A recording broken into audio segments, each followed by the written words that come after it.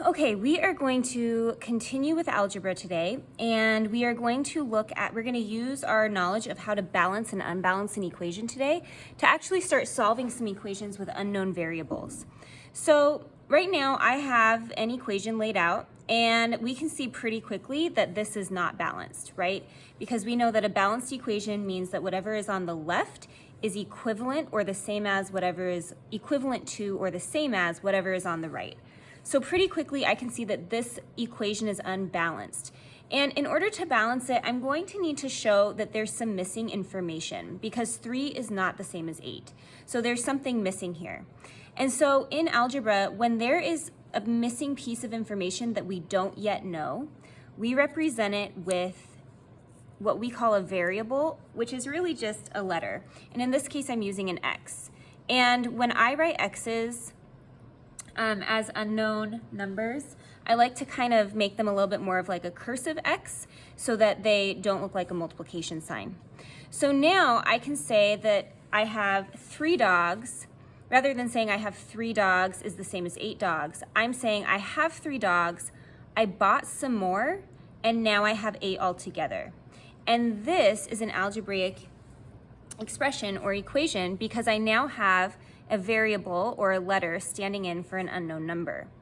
Now we have to solve it. Now, I right away, because I know my fact families, I know what x is, right? And you probably do too. You're thinking 3 plus a number equals 8.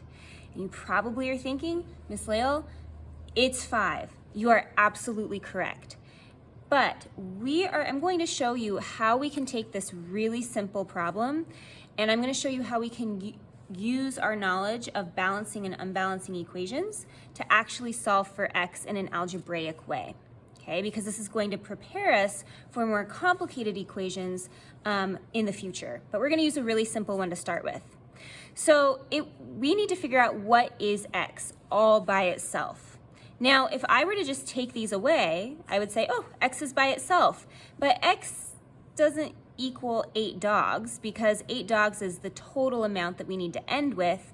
And so this is not true, right? This is true, this equals 8, but I can't just take away my addition sign and my 3 to say that x is alone and it equals 8.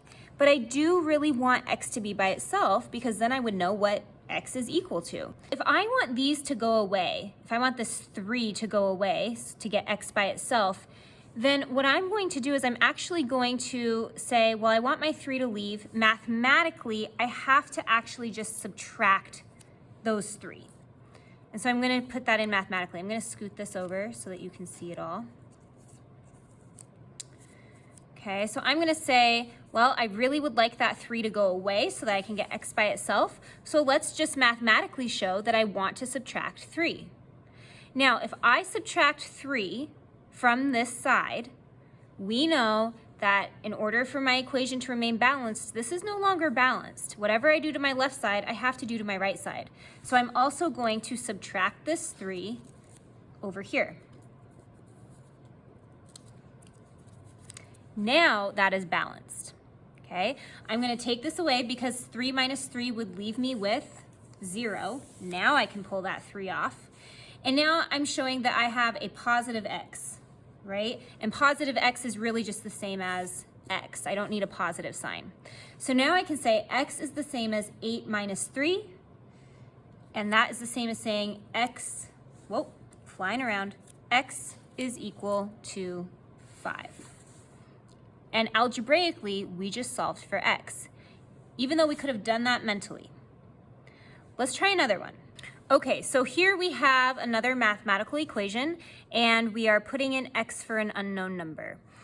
You can really use any letter you like, but in algebra, it's typically x or y.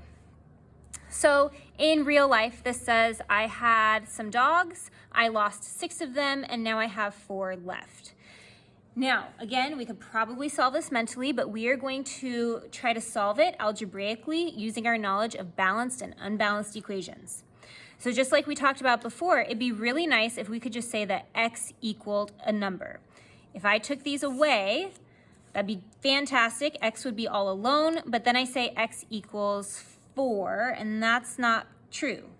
So let's find a way that I can get rid of this negative 6 and still make it true.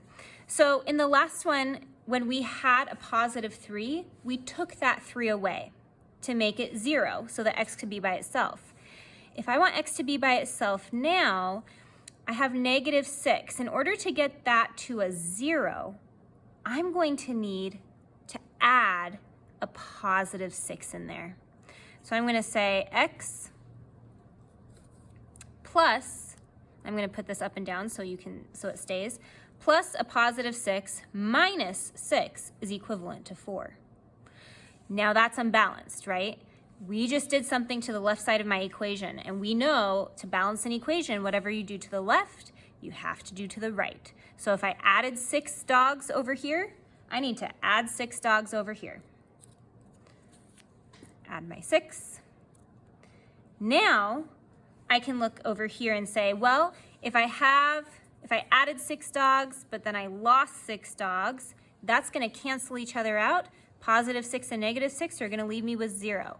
Now I can move those off. Now I can say x is the same as 4 plus 6, which gets us to x equals 10.